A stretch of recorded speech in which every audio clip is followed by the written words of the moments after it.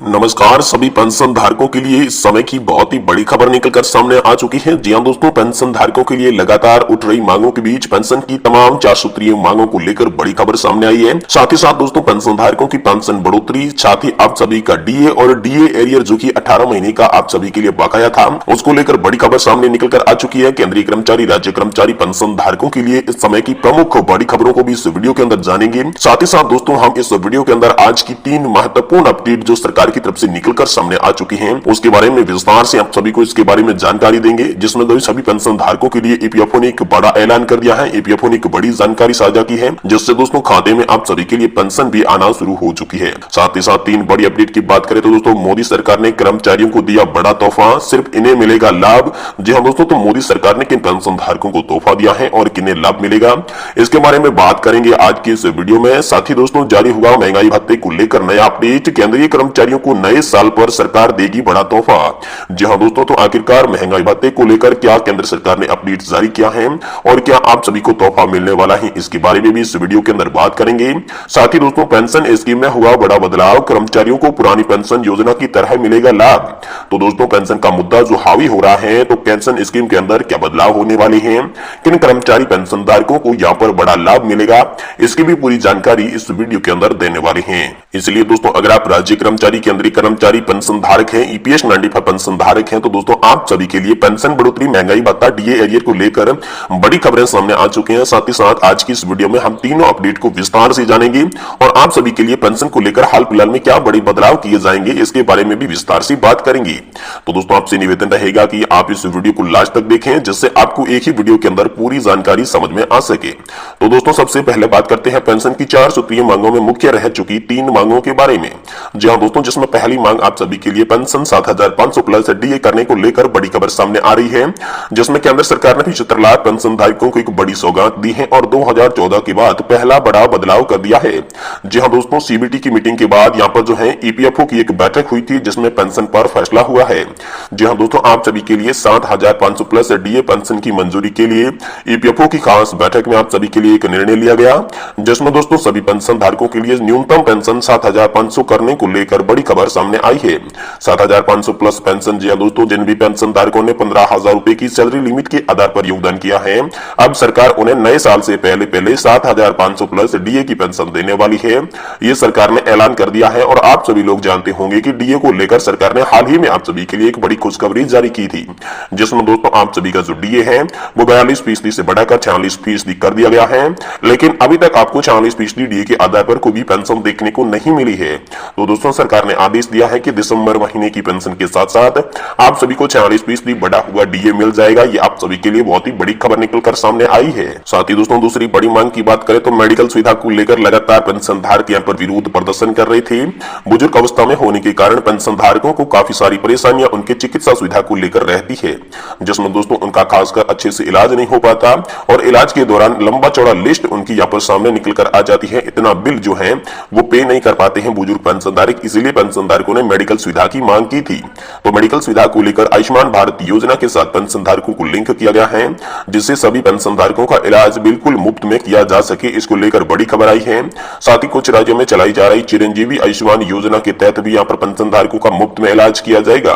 वही पेंशन धारकों के लिए खास तौर पर बनाई गई रणनीति के आधार पर बिना किसी डॉक्यूमेंट वर्क के सीधा 5 मिनट के अंदर आप सभी के खाते में मेडिकल का भत्ता ट्रांसफर कर दिया जाएगा, इसको लेकर बड़ी खबर सामने आई है। वही दोस्तों, अगर तीसरी बड़ी खबर की बात करें तो दोस्तों, तीसरी बड़ी खबर आप सभी की वेतन सीमा को लेकर निकलकर आ चुकी है। जी हां दोस्तों, 4 नवंबर 2022 को सुप्रीम कोर्ट ने 15,000 रुपए की सैलरी लिमिट यानी कि वेतन सीमा जो खत्म की थी, जिसके बाद सभी पेंशन धारकों की मांग रही थी कि उन्हें जो एक्चुअल बेसिक सैलरी थी उसी के आधार पर पेंशन दी जाए। लेकिन दोस्तों, लगातार ईपीएफओ इस पर आनाकानी कर रहा था। अभी तक 15,000 रुपए की सैलरी लिमिट के आधार पर ही पेंशन दे रहा था। तो इसी बीच यहाँ पर सुप्रीम कोर्ट से मांग की गई थी जल्दी से जल्दी नई वेतन सीमा लागू की जाए और पेंशन धारकों को उच्च पेंशन दी जाए। तो इसको लेकर जब सुप्रीम कोर्ट ने नोटिस सरकार और ईपीएफओ को दिया, तो ईपीएफओ ने हाल फिलहाल में इस पर एक्शन लिया है, जिससे दोस्तों पेंशन धारकों को 21,000 रुपए की सैलरी लिमिट के आधार पर पेंशन का वितरण किया जाएगा। इस प्रकार का बड़ा अपडेट आप सभी के लिए निकलकर सामने आ चुका है। वहीं चौथी बड़ी खबर की बात करें तो दोस्तों, यहाँ पर आप सभी के लिए उच्च पेंशन के विकल्प को लेकर बड़ी खबर आई है। जिन भी कर्मचारी पेंशन धारकों ने ज्यादा पेंशन पाने यानी कि उच्च पेंशन के विकल्प को चुना है, अब उनकी पेंशन मिलेगी 9,000 प्लस डीए। जी हाँ दोस्तों, न्यूनतम पेंशन 9,000 करने को लेकर पहले बड़ी मांग थी, जिसके जिसके बाद यहाँ पर उच्च पेंशन का विकल्प खोला गया और इसी उच्च पेंशन के विकल्प के आधार पर अब उच्च पेंशन का विकल्प चुनने वाले सभी पेंशन धारकों को अब 9,000 रुपए महीना की प्रति महीना की पेंशन मिलेगी। वही दोस्तों चलिए अब जानते हैं आज की प्रमुख 3 बड़ी खबरें, 3 बड़े अपडेट जो कि केंद्र सरकार ने आप सभी के लिए जारी किए हैं, जिसमें दोस्तों मोदी सरकार ने 2024 से पहले ओल्ड पेंशन को लेकर एक बड़ा आदेश जारी किया है, जिसमें सरकार जल्द से जल्द बदलाव कर सकती है और आप सभी पेंशन धारकों के लिए पुरानी पेंशन योजना को लेकर बड़े ऐलान किए जा सकते हैं, क्योंकि देश में लगातार 4 से 5 सालों में पुरानी पेंशन व्यवस्था को लागू करने को लेकर लगातार डिमांड्स आ रही है, बढ़ रही है। वहीं केंद्र सरकार के साथ साथ कुछ जो गैर सरकारी गैर बीजेपी राज्य हैं उन्होंने यहाँ पर ओपीएस लागू कर दी है। तो देश के 5 राज्यों में ओपीएस लागू हो चुकी है। इसे देखते हुए कर्मचारियों ने बाकी राज्यों में ओपीएस की मांग को तेज कर दिया है, जिसे देखते हुए केंद्र सरकार ने आप सभी के लिए ऐलान किया है कि 2024 से पहले कर्मचारियों की पेंशन का मुद्दा सॉल्व कर दिया जाएगा।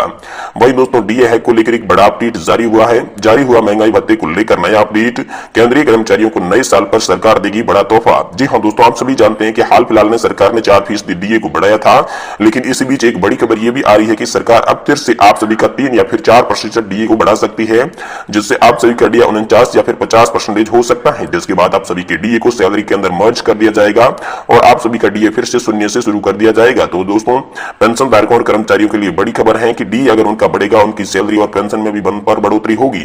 तो इसी को देखते हुए काफी यहाँ पर आप सभी के लिए संतोषजनक खबर निकल कर आ रही है। वहीं दोस्तों अगले बड़े अपडेट की बात करें, दोस्तों अगला बड़ा अपडेट, पेंशन में हुआ बड़ा बदलाव, कर्मचारियों को पुरानी पेंशन योजना की तरह मिलेगा लाभ। जी हां दोस्तों, एनपीएस वर्सेस ओपीएस को लेकर बड़ी खबर है। पेंशन का मुद्दा हुआ हाई, किए गए बदलाव, अब कर्मचारियों को मिलेगा पुरानी पेंशन योजना की तरह लाभ। जी हां दोस्तों, ओपीएस की तरह आपको लाभ कैसे मिलेगा, इसके बारे में बड़ी खबर सामने आई है। दोस्तों मोदी सरकार इस साल के अंत तक राष्ट्रीय पेंशन योजना यानी कि एनपीएस में संशोधन कर सकती है। इस संशोधन से यह सुनिश्चित किया जा सकेगा कि कर्मचारियों को रिटायरमेंट भुगतान के रूप में उनके वेतन का कम से कम 40 या फिर 45% उन्हें मिल सके।